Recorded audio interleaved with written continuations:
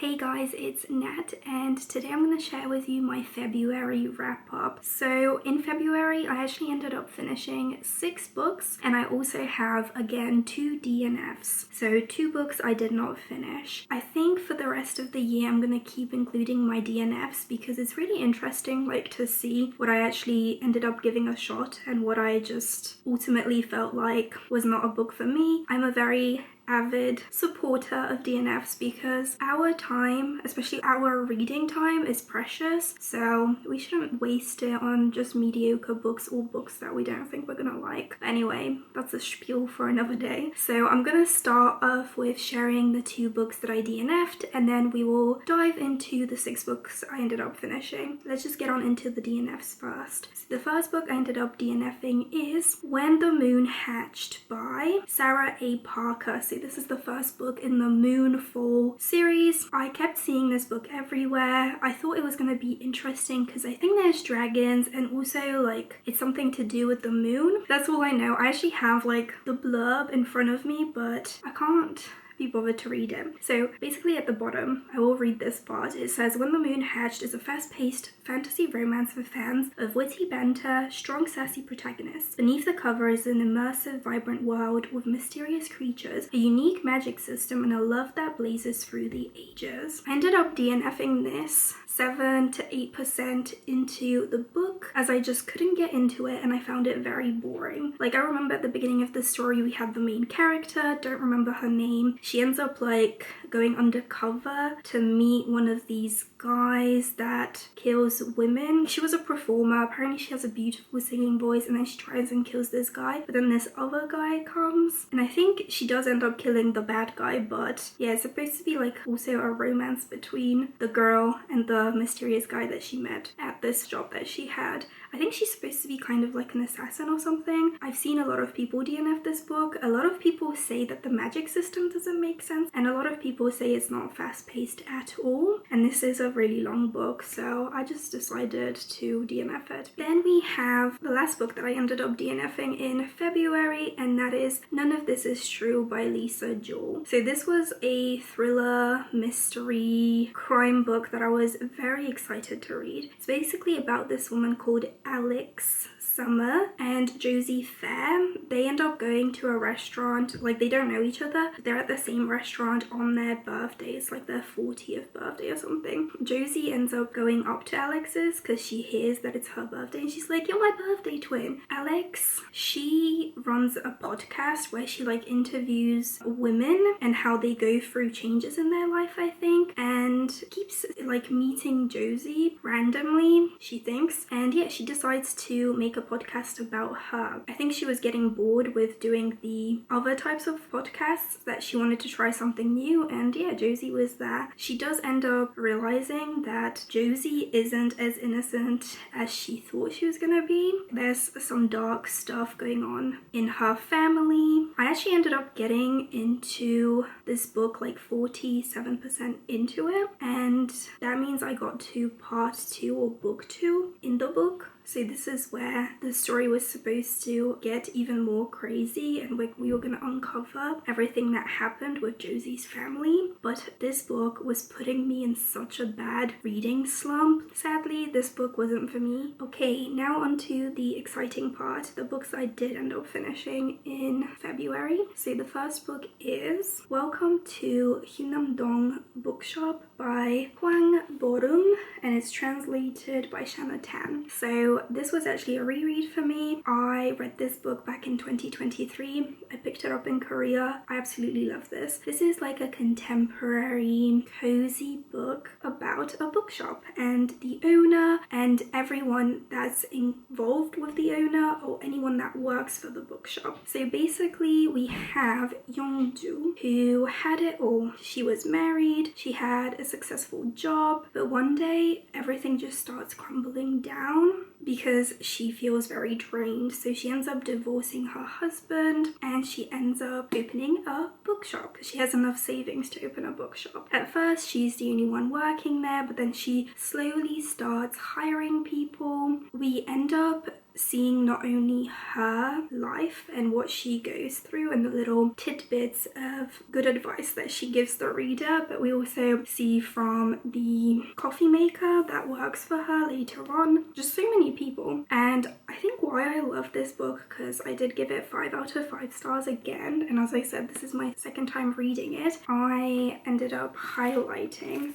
so much, and look at all the little tabs that I put in. I think why I love this book so much is because you feel very invested in the characters' lives. At least I did. I know some people don't feel that way about these characters, but I really like Youngju. I really related to her, and I related to her friends and like everyone else in the story. It's just really interesting to read like a cozy book that's like a slice of life kind of story, but it's just interesting how much Youngju puts into the bookshop for it to be a success or just to break even. And yeah, she does some things that probably you wouldn't be able to do if you opened up your own bookshop, because you would need a lot of money saved up to take the risks that she did. I just really love it. It's kind of slow paced, but at the same time, if you really get into it, the chapters are short, so you can fly through this book. Basically, I highly recommend it if you're looking just for like a slice of life kind of book that's not too exciting but will make you feel kind of warm inside and less alone. Highly recommend. Welcome to the Hyunam-dong bookshop. This is one of my favorite reads of all time. Okay, the next book that I ended up finishing is Just for the Summer by Abby Jimenez, which is the third book in the Part of Your World series, and I gave this one 2.5 stars out of 5. So in this one we follow Justin and Emma, who kind of both are experiencing the same curse of where the person that they are with, when they break up, the other person ends up finding the love of their lives. And yeah, they meet on a Reddit thread where Justin is talking about this, and they end up kind of fake dating, and they're supposed to date for a month and then break up so they can find their love of their lives. And yeah, I really wanted to like this because Abby Jimenez is such a well-beloved author. I do have the first book, Part of Your World, from this series on my Kindle, so I will be reading it. Don't worry, this isn't the only book I'm gonna read by Abby Jimenez. I did also pick this up as an audiobook, so maybe audio wasn't the best way to go about it, but the beginning really made me laugh, and I was really connecting with Emma and Justin and the side characters, and I loved the concept of Emma and Justin being cursed. And then fake dating. Fake dating is one of my favorite tropes, so I was very excited for it to happen. But for me, I think why this didn't work is I truly felt like this wasn't just fake dating, it was like very insta love. And the fake dating trope was discarded very early on in the book, which made me really sad because I thought I was in for a fake dating story. I do have to say I really enjoyed the mental health rep and seeing how Emma deals with her unreliable mother, as well as Justin being the carer for his younger siblings because his mom ended up going to prison for embezzlement. Like, that was very interesting because I haven't seen that happen too much, and I did think Justin was a very sweet guy, and I felt for him at the end as he had to deal with a lot of crap. So yeah, I'm sad that this book didn't work for me because, like, reading the premise, just it sounds like it should be for me, but this one just wasn't for me. But I am happy that other people loved it because I can see why. So yeah, my first Abby Jimenez book was kind of not for me, but I will be giving her another shot. Okay, the next book I ended up finishing is Come Back by Rebecca Genshak, and I gave this book 4 out of 5 stars. So this is the third book in the Holland Brothers series, and we follow Archer and Sabrina. So this is kind of like a story of my brother's best friend, also kind of roommates, and also kind of like a miscommunication, mistrust trope at the beginning because Archer really doesn't like Sabrina, or he's he's kind of mistrustful of her. We have Brogan 6 and Archer Holland, who are besties, right? They even live together, and Sabrina comes into Brogan's life just as he's super successful in his career as an American football star. And of course, Archer is distrustful because Sabrina comes into Brogan's life and then she disappears for a couple months. And then she ends up coming back, but she had to deal with some personal stuff that she didn't want to share with at first. So that's why Archer is kind of distrustful around her. Also in this book, there is ASL rep, which I found very, very interesting because Sabrina knows ASL. So that is really cool, seeing her communicate with Archer and being able to communicate with him. What I also really liked is just seeing how Archer kind of fell for Sabrina because he likes how she enunciates words with her lips. So he can like lip read sometimes, and like he just really liked always staring at her mouth, which of course is gonna make any girl swoon. And yeah, she ends up kind of moving in because she has nowhere to live. So you have forced proximity. Archer is tattooed and he's also a football player, so that was really interesting to see how his team also like accommodate him being deaf. There's sneaking around, there's ASL and chronic illness rep, and then you have of course dual POV, so you get to read from Sabrina and Archer's perspectives. I was very excited for this book and I'm very happy that it did not disappoint. I don't know, I just really liked the progression of the relationship because of course Archer is mistrustful at first with Sabrina because they're forced to be close to one another. They have that time to get to know each other and break down the barriers so they're comfortable with one another. I also found this story to be very heartwarming. I have a special place in my heart for Archer and also Sabrina. Sabrina wants to open her own dance studio, so we get to see that happen in this book. In this one, there is also no third act breakup, which I always appreciate. I sometimes really don't see the point in characters not being together when we know they're gonna end up together in the end. So that's always a plus for me in a story. And also Brogan finding out that his best friend and his sister are dating, it was so well done. Like they talked about it in a very adult way, and yeah, it was just really refreshing because I read a couple of books where the brother finds out his sister is dating his best friend and he doesn't react well to it. But of course, like we know Archer is a great guy, so why wouldn't Brogan be fine with it? I did see a lot of people complain that Brogan is too frequently mentioned in the story, or he makes a lot of appearances in the story. For me that made sense, and I'm also a very big lover of Brogan 6. He's my favorite guy in the Holland Brothers series, so of course I didn't mind, but it also makes sense why he would make an appearance in the book or be so present in their story because he's the guy that brought them together. Okay, the next book I ended up finishing is Funny Story by Emily Henry, and I gave it 4 out of 5 stars. This was actually my first Emily Henry book and the one that when I was reading the blurb I was the most interested in, and I was pleasantly surprised by it. I borrowed this from my library as an ebook, and yeah, I really loved the pacing of this story and how the plot developed.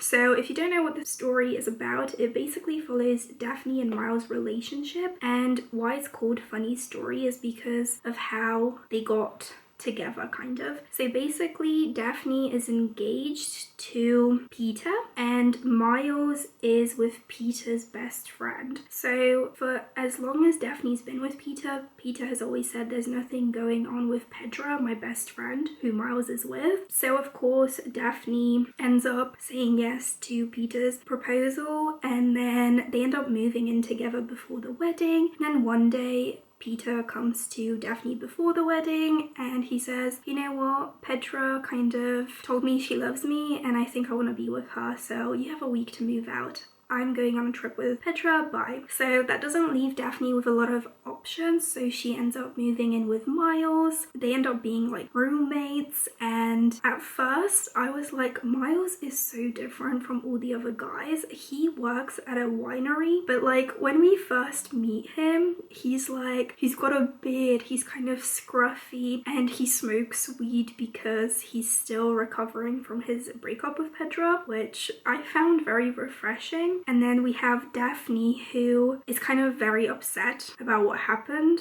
with Peter breaking off the engagement because he kept telling her nothing was going to happen with Pedro. So yeah, they end up fake dating because they want to go to Peter and Pedro's wedding. As I said, I love fake dating. This was really well done. I really enjoyed it. I think what I would have enjoyed even more is them going to the wedding, but of course that didn't happen. Read the book if you haven't already to find out why. I loved that we got to see Peter as a true douchebag. Yeah, as a true douchebag that he was, because oh my god, he just kept seeing Daphne as a backup plan in this story and I hated it, but I really loved Miles. I think Daphne really changed a lot after her relationship with Peter just ended, and I don't know, I really enjoyed seeing Daphne and Miles's struggles and how they overcame them, and both of them had some trauma to go through, and I'm glad they kind of did it together. I really liked Emily Henry's writing as well, so I think I will try and pick up some of her other books. I don't know which ones because they all kind of sound similar, where like the main couple, like the girl and the boy, are so different from one another that they clash, but they also end up working in the end. I'm really happy that my library has Emily Henry books, so if I ever feel the urge to pick one up, I can just borrow from there. So let me know guys which Emily Henry book I should read next, like which one is similar to Funny Story, because I just really want to experience more from this author. Okay, the next book I ended up reading is Deep End by Ali Hazelwood, and I gave this book 3 out of 5 stars. So this is Ali Hazelwood's newest release, and yeah, in this one we follow Scarlett, who is a diver, and then we also follow Lucas, who is a swimmer.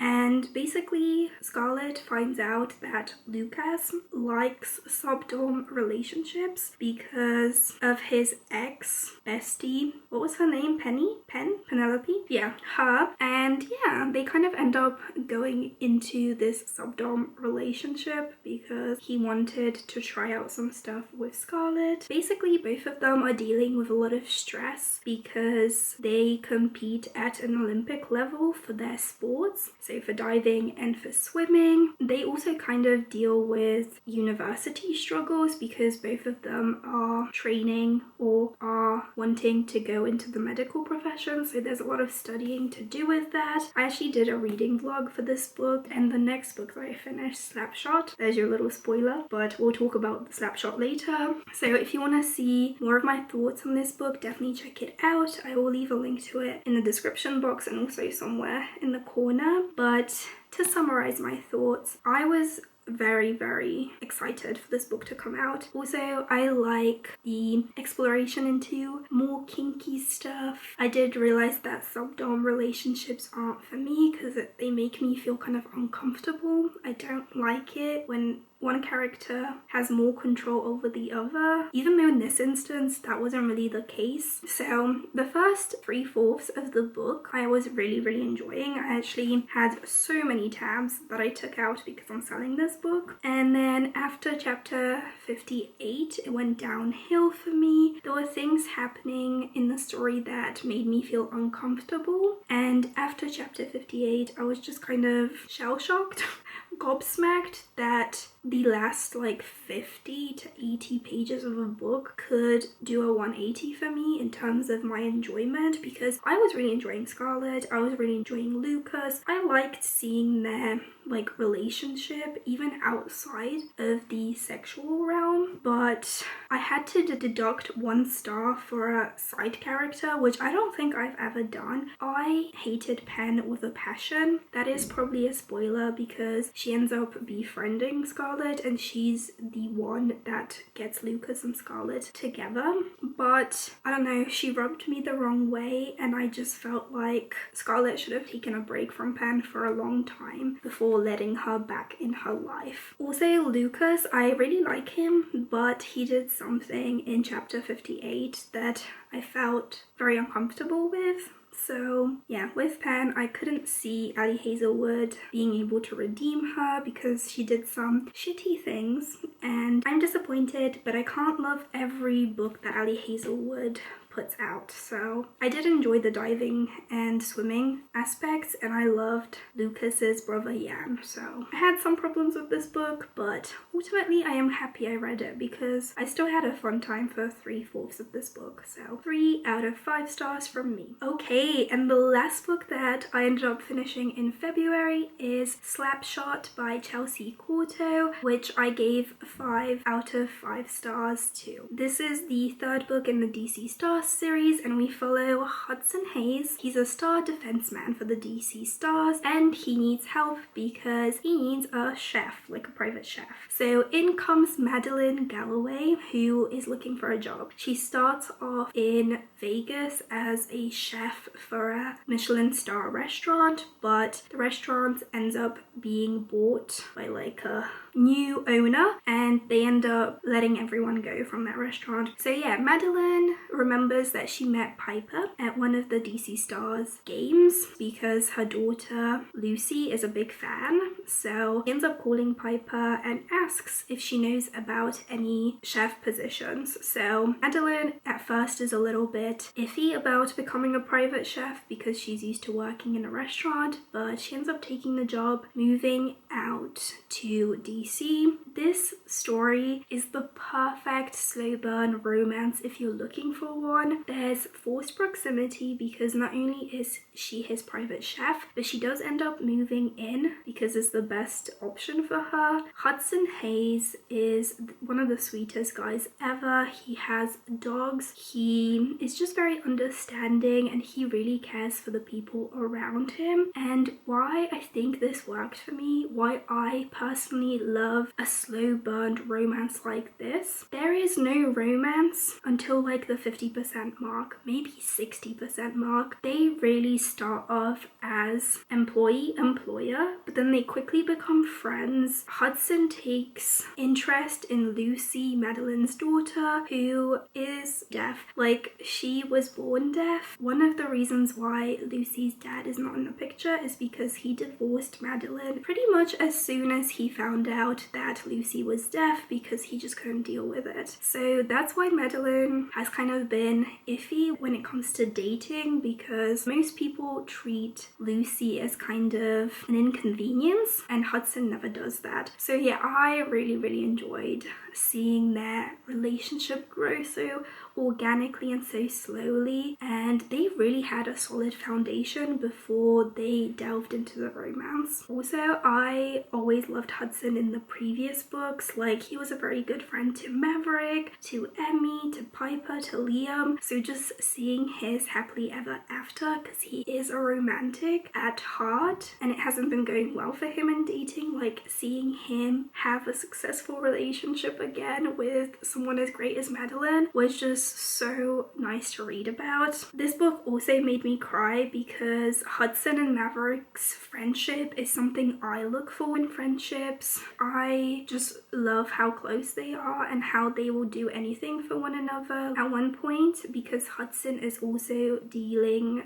with the grief of his mother who passed away 4 years ago, he is very close to her. They end up playing a game in Hudson's hometown and he can't sleep. So he ends up waking up early and he wants to go visit his mum's grave. And when he opens the hotel door, Maverick's just sitting there waiting for his best friend, and he has like the whole car prep, so he bought flowers. And I don't know, I just love how Maverick and Hudson are always there for one another. I also really love the DC Stars chat that they have. It's like so much fun to read about these guys working together and having such an amazing friendship. So that part made me cry. But also another part that made me cry is what Hudson does for Madeline and Lucy. This might be a little bit of a spoiler, but you kind of have an inkling he is gonna do this. And yeah, he asks Piper to teach him ASL so he can communicate with Lucy without like Madeline there. And I think that's the part that made Madeline sure that she should try out a romantic relationship with Hudson, because he's not only there for her but for her daughter. Yeah, I was like bawling my eyes. This is like